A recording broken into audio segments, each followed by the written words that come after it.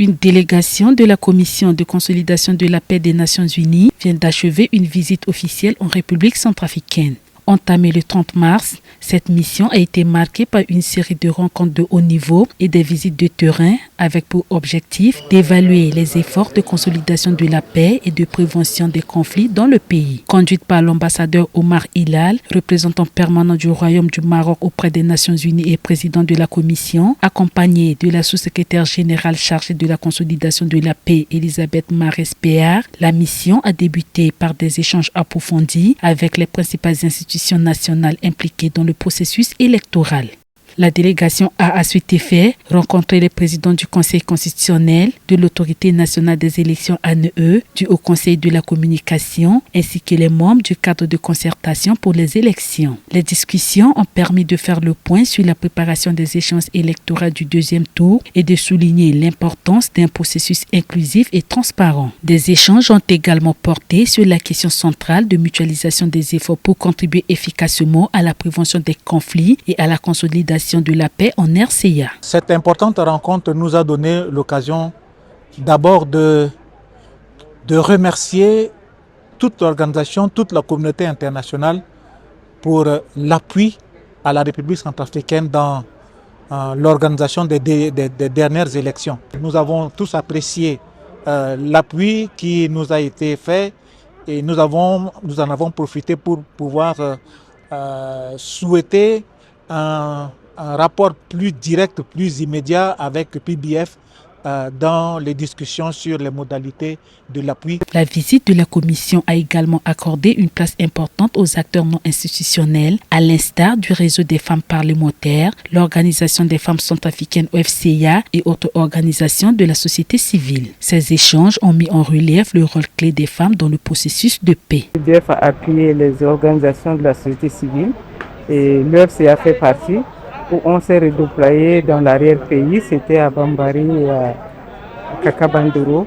Donc on a commencé par sensibiliser, on a formé les communautés, on a fait mobilisation communautaire autour des textes juridiques concernant les droits des femmes.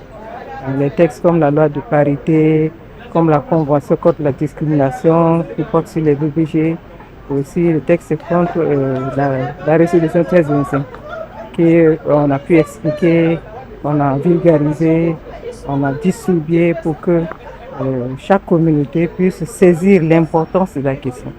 Et ensuite, on a formé les leaders communautaires, on a formé les leaders des jeunes, on a formé les leaders des femmes sur la consolidation de la paix, sur le vivre ensemble, sur la cohésion sociale. La délégation s'est aussi entretenue avec la Cour pénale spéciale CPS et la Commission Vérité, Justice, Réparation et Réconciliation CVGRR, notamment autour des avancées et défis de la justice transitionnelle. L'ambassadeur Omar Hilal a salué les efforts conjoints des deux institutions.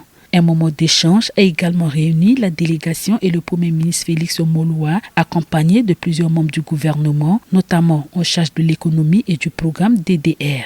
Ensemble, ils ont passé en revue le rôle catalytique du Fonds de consolidation de la paix, à faciliter la réintégration des combattants désarmés, à ouvrir la voie à l'emploi des jeunes et à l'entrepreneuriat des femmes, ainsi que l'appui de la communauté internationale au plan national de relèvement. Moment fort de la visite, la délégation a été reçue par le président Faustin Archange Touadéra, récemment réélu à la suite des élections groupées auxquelles les Nations Unies ont grandement contribué. L'ambassadeur Hilal et la sous-secrétaire générale de l'ONU Elisabeth Mares-Péard ont eu l'opportunité de prendre part à son investiture le 30 mars 2026 aux côtés de plusieurs officiels nationaux et de la communauté internationale, dont des représentants des Nations Unies.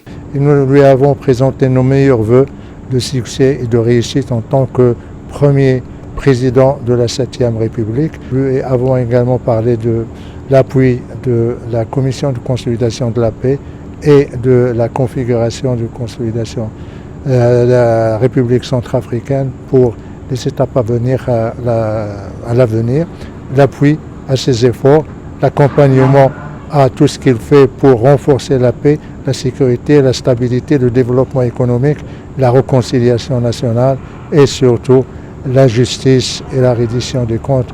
Autant de développement qu'il a réussi à